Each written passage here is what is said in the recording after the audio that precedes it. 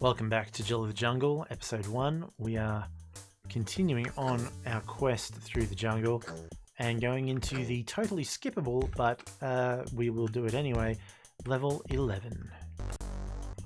Creeping into the dark forest.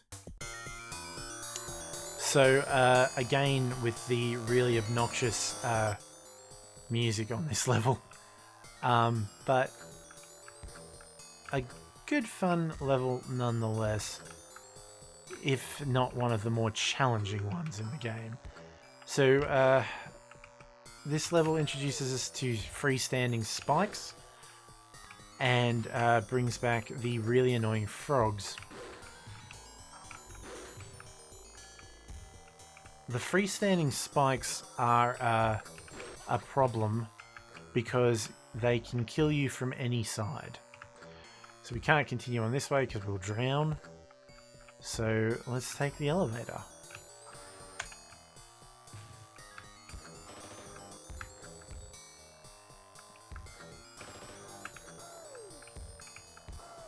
Yeah, okay.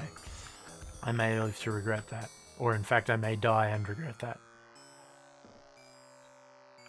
So, flick the switch and we now have a bridge.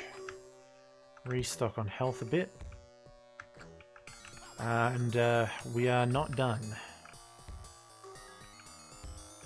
If we look down, we can see the waterfall leading down to somewhere with a gem, which is teasing us. So yeah, the spikes that you see on that tree branch can kill you not only by you landing on top of them, but also by you touching them from underneath, which is annoying, let's say. Almost as annoying as these frogs. Oh god, where'd my knife go? Got it. Okay. So yeah, you just got to be very cautious. I don't know where that frog that was up on that branch went.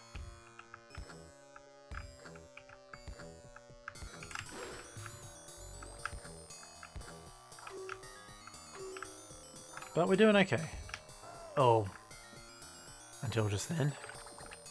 Okay, so climb back up through here. Find the beginning of the waterfall. And head back towards the start of the level. As the exit was just above the entry. Woo. Almost got myself killed there. But we enter the jungle map intact. And mercifully that music stopped. So this is the little fortressy thing, which I always found interesting, which is home to levels 12 and 13, which I always thought were the wrong way around, but maybe they had a better idea than I did, knew better than I would. The underground river. Jill doesn't bound into this one. So you can see to our left, we need an absolute ton of gems. So let's grab a spinning blade and go gem hunting.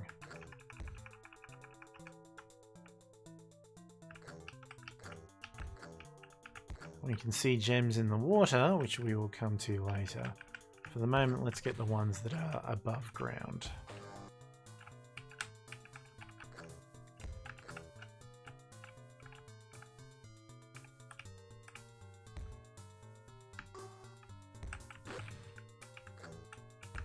I'm led to understand that for gamers of a certain age, Jill of the Jungle's climbing animation was one of the first sexualized things in video gaming. I was like 4, so I'm not of the appropriate age. But, you know, you do you.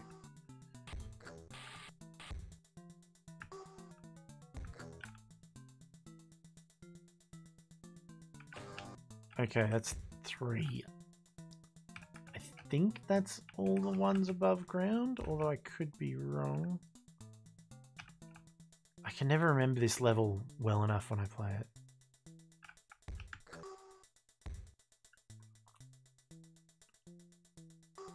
Alright, let's go on the assumption that it's 3 above ground. Let's go and jump in the water. So, there is a little icon down there, which for years I thought was a snail, but it's actually a fish jumping into water. So when we touch it, we become a fish. We're Fishy Jill. And we can shoot fish bullets.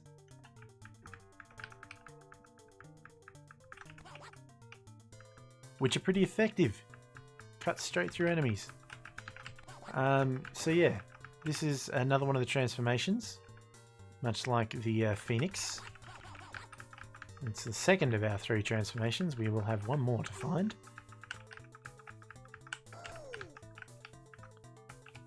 And it does allow us to grab the remaining gems under the water. Including this one that we could see from level 11.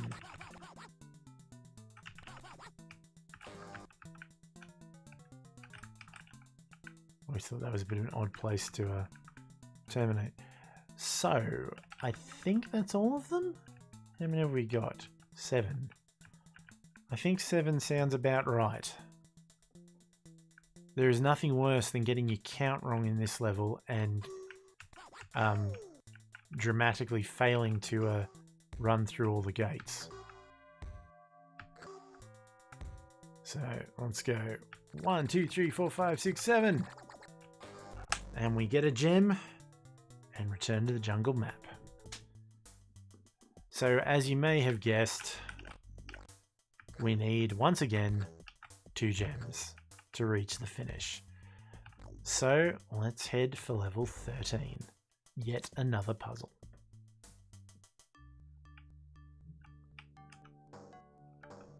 And the puzzle is, why is there a big M there? That sprite actually comes from the demo mode and is used as the M in Mega for Epic Megagames. You will notice that we are defenseless in this level, hence I guess why it's a puzzle.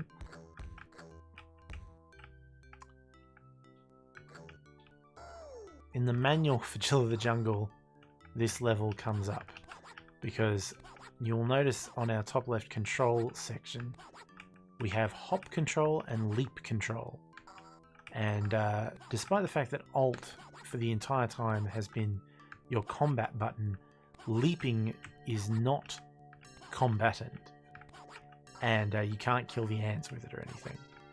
Someone asked Tim Sweeney, what's the difference between hop and leap? And his response was, hop has 3 letters, but leap has 4.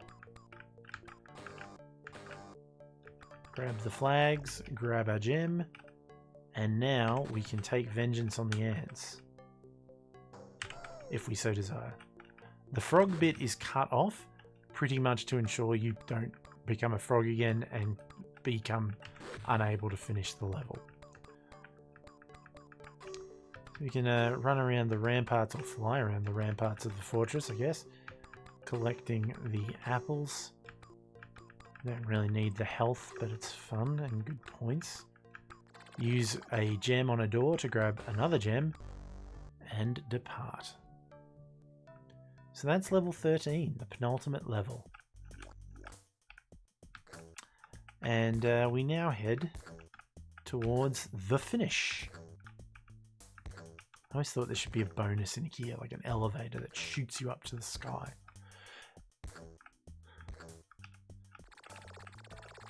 So here we go. The Plateau, the final level. This level used to kick my ass when I was a kid, but it's not as hard as I remember it being.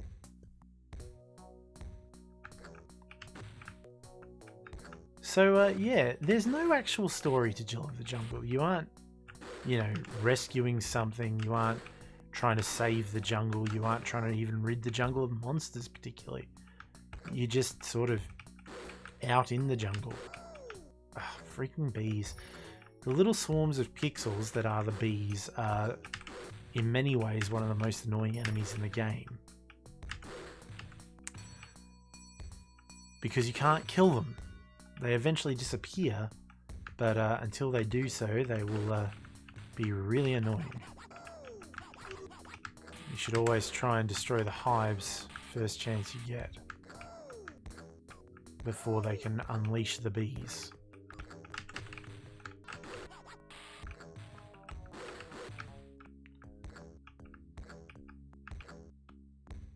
Alright.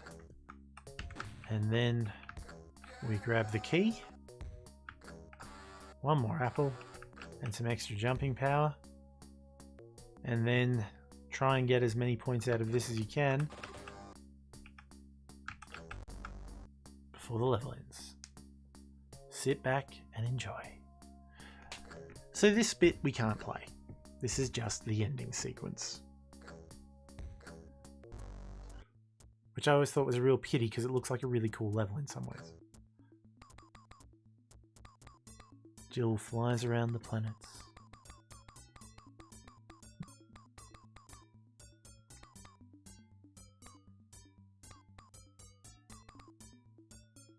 And transforms back into Jill, and all of a sudden is in trippy Mushroom Land.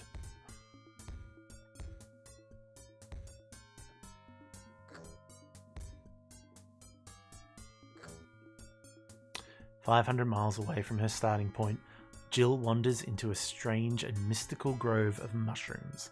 Transforming back into her human form, she stops to ponder the situation. This is a place unlike anything seen by the eyes of a human. What unspeakable forces of nature lie beyond the grove? Can a lady like Jill uncover the mysteries of this place and escape without messing up her blonde hair? Find the answers in Jill Goes Underground, the startling sequel, and also Jill Saves the Prince, your ultimate quest." And yeah, here it encourages us to get Volume 2 and Volume 3, giving you some hints as to what is coming. And noting that Episode 3 features a different kind of jungle map. So congratulations, you have conquered the jungle. And the tiny design team at Epic, who are much larger now that they make, you know, Unreal and Fortnite and stuff. But for me, this will always be sort of what I remember Epic for, their early 90s shareware classics. And I beat my high score, so that's cool. Thank you very much for joining me. We will be back next time with Jill Goes Underground. If you've enjoyed this playthrough of Jill of the Jungle, do please like and subscribe, and check out my other Let's Plays. I've been working my way through some shareware classics of the early 90s with games by ASCII, and a whole bunch more besides, as the demo sits and runs away to itself, with scenes from Volume 1. I like that. Okay. Thank you very much for joining me. Until next time, take care. Good night.